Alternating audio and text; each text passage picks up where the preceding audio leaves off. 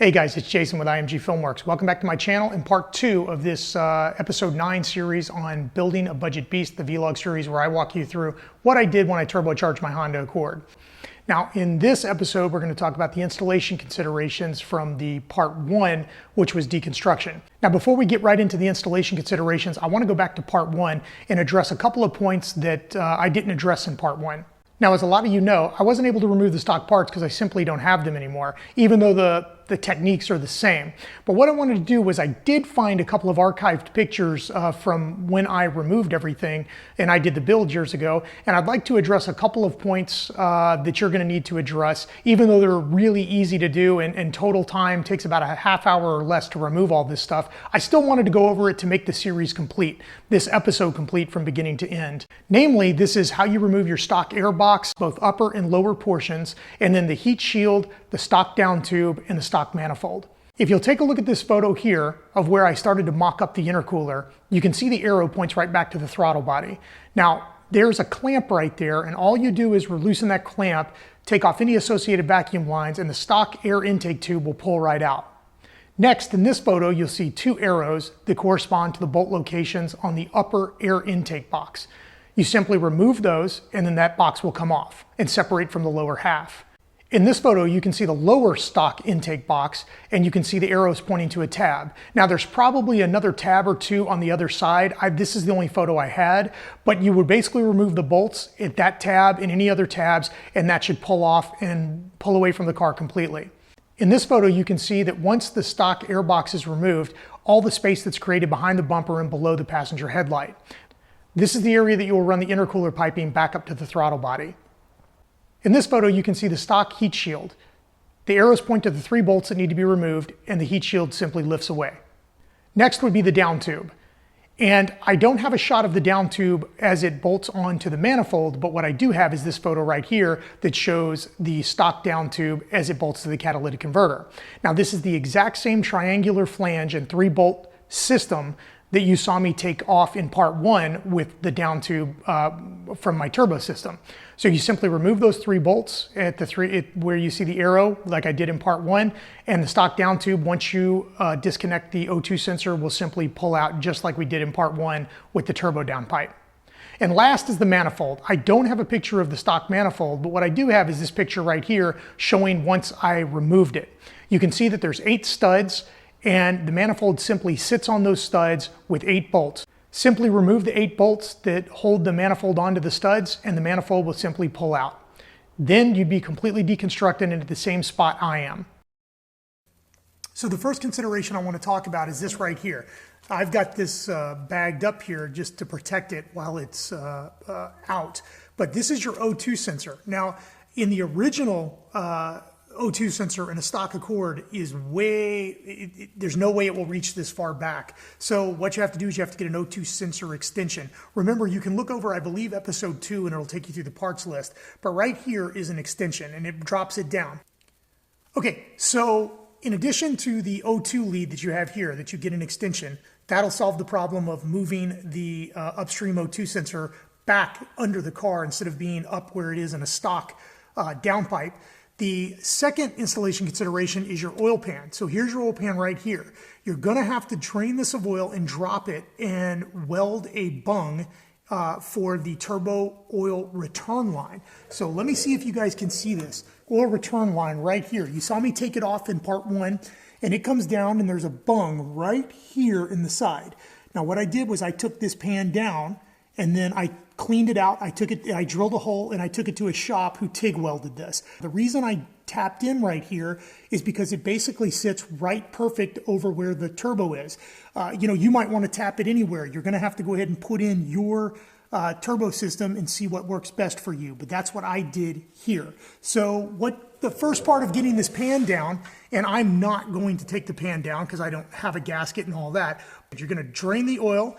You would remove this flywheel inspection plate right here. It's 1, 2, 3, 4 bolts, I believe. And once that comes out, that'll allow you to access the back side of that pan. The pan will drop down and you can take it and have it welded. So let's go ahead and get the oil out of it because I'm gonna need to drain the oil to figure out what's going on up here and show you the next installation consideration, which is the turbo feed line. So let's get started draining the oil. All right, so using a 17 millimeter socket set here, I'm going to just go ahead and break the drain plug loose.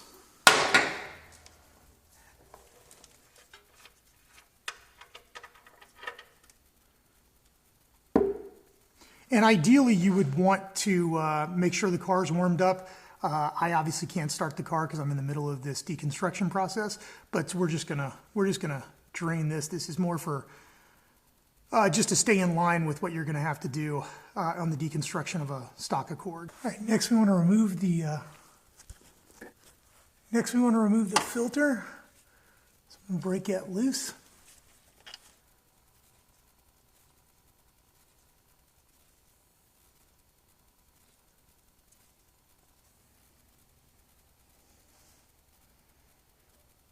Okay, so now that everything's out of the way, you can see right here is the oil pressure sending unit, and I tapped into that for the oil turbo feed line.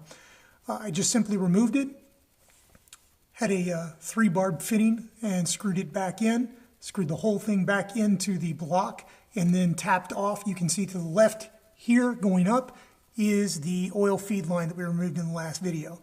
So that's how I tapped it into the block, and the reason I tapped it here is because first of all, it's the easiest place to tap it, in my opinion. Second of all, it makes good for inspection. Whenever you're doing an oil filter removal, like on an oil change, you can take a look at it. So you can see that I've actually got some leakage, so we're going to address that.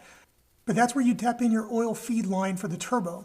Now the green sensor right next to it is the OEM NOx sensor, and I replaced that. I can't remember if I broke it or not trying to get that oil pressure sending unit out, but even if I didn't, it's a good idea to make sure that that's replaced, just because you want to make sure when you boost your car, you have some extra protection in case of detonation. So that is where you tap that oil feed line in. You can see it goes off to the left and then comes up around the top of the block that we took off in part 1. Okay, so once you have your pan put back, and you would install your drain plug, like I'm going to do. And then after you have everything tapped in up there, we're going to go ahead and reinstall the filter.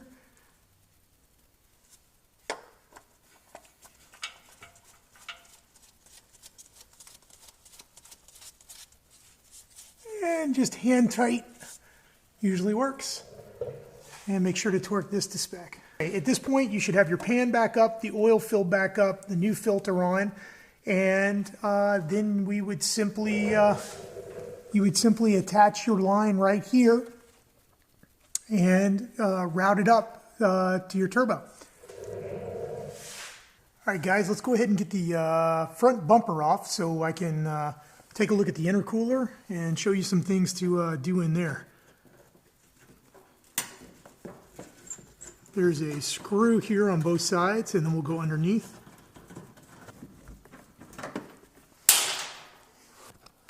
You can see right here we have a series of 10 millimeter bolts. So we'll remove those.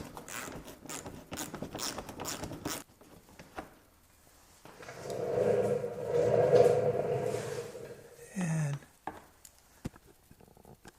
one right here.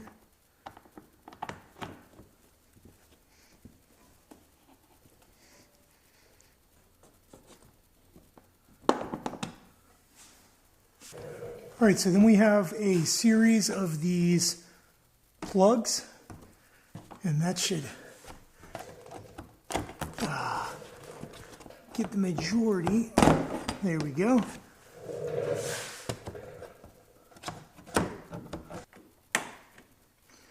And these are real gentle and easy to do. It's actually a really nice design. Just put your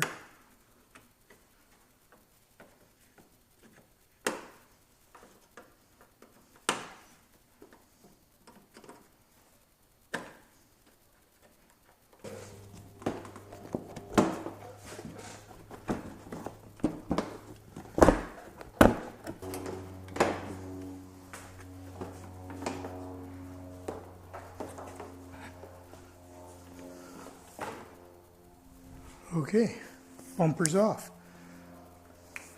Okay guys, so now that the bumper is off, you can see the intercooler and the piping in its entirety. So what we're going to do is I'm going to take you through how I routed the system.